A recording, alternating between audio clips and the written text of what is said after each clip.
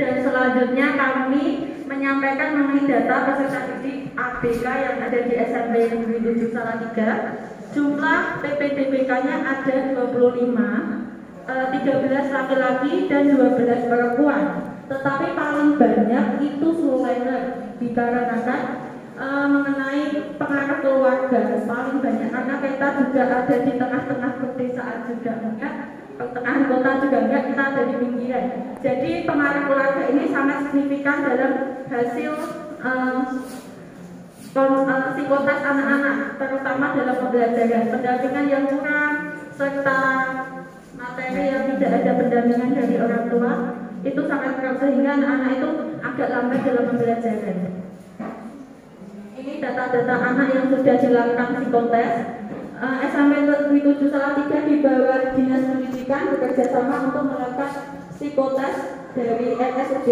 Awalnya itu di RSPAW, namun karena psikolognya ada sakit, jadi dialihkan ke RSUD. Beberapa hari lalu kami sudah melakukan penambahan psikotes sebanyak 14 anak. Dan ini terdapat 25 anak beserta dengan jenis ketunaannya. Dan tadi yang ketunaan itu Mas Arif itu yang aktif tapi memiliki bakat untuk belajar agama komputer. Mas Arif itu belum kami ajari sesuatu yang melebihi komputer, tapi Mas Arif sudah bisa. Salah satunya itu mengupgrade komputer, Bapak Ibu. Ini pelaksanaan psikotes, kita bekerja sama dengan Puskesmas Mangunsari. Saat masih COVID, Dinas Pendidikan tetap melaksanakan pelayanan mengenai psikotes anak-anak. Alur penanganan berkebutuhan khusus di Kota Salatiga dengan Dinas Pendidikan, yang pertama kita melakukan PPBK itu memberikan hasil psikotes dari SD. Dari SD kami meminta Bapak Ibu guru ataupun schedule teacher yang mendampingi itu untuk memberikan data. PDBK-nya tuh ABK-nya siapa aja, alamatnya. Jadi nanti kalau seumpama mau daftar SMP 7, kami bisa langsung komunikasi ataupun kami membuka data. Datanya itu berupa alamat, terus jenis ketunaan. Pernah kami itu mau menerima anak tunarungu waktu COVID. Nah, kami itu terusan saya berpikir saya dalamnya dari bimbingan konseling, terusan saya harus menangani anak tunarungu, terus kami SMP Negeri 7 Salatiga berkoordinasi dengan Dinas Pendidikan. Gimana nih Bu, ada pendampingannya enggak? Kalau kami sewaktu saya juga waktu itu schedule teacher sendirian di sini menangani jumlah anak yang sekitar 20-an, saya menyampaikan saya nggak bisa nih, saya belum bisa karena kan waktu masih COVID kita nggak tahu jangka waktunya berapa lama. Terusan dari dinas ya dialihkan, karena bukan dialihkan tapi kami memberikan solusi karena sudah sampai ke SLB, sampai ke SRC, kita tangani ke psikolog juga. Wah, kalau di area formal seperti ini kita menghindari bully juga. Tapi setelah hasil psikotes, kita melanjutkan ke asesmen awal, di mana BK wali kelas mencatat gini, kira-kira anak yang di dalam kelas itu yang keterlambatan belajar itu siapa aja, keterlambatan belajar, komunikasi, ataupun beberapa hambatan-hambatan yang dilalui Bapak Ibu guru selama menangani anak di kelas itu kesulitan. Setelah itu kita panggil, kita asesmen, terusan kita melakukan screening. Dinas Pendidikan melakukan screening, kita ajukan yang paling parah dulu karena itu kan juga anggaran, kita melalui juga.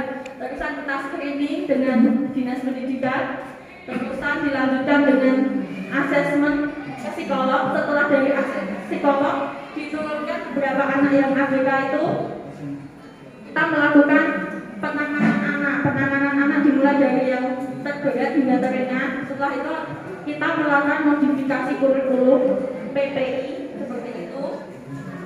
Setelah PPI kita melakukan tindakan. Salah satunya Mas Arif ini kan kalau pembelajaran agak kesulitan.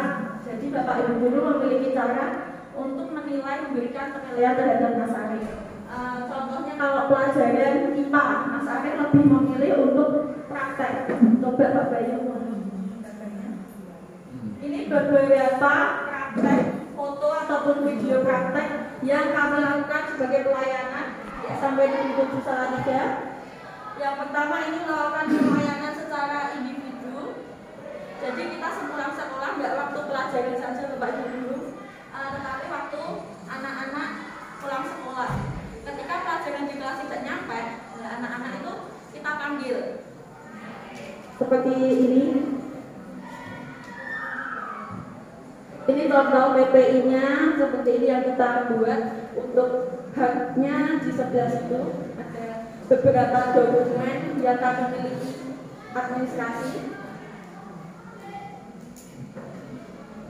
Nah, ini kami melakukan bina diri terhadap anak-anak.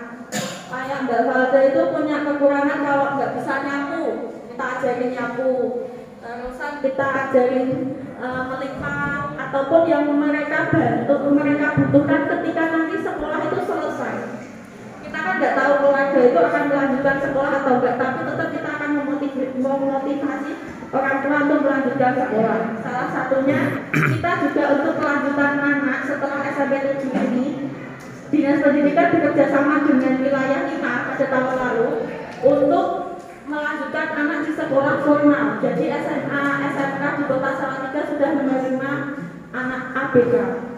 Pertama itu SMP Negeri 7 karena ada salah satu anak yang ingin melanjutkan ke SMA 3. Terus orang tuanya ingin sekali dan anaknya itu kalau nggak di SMA 3 nggak mau sekolah. Saat kami berusaha dan Dinas Pendidikan melakukan komunikasi dengan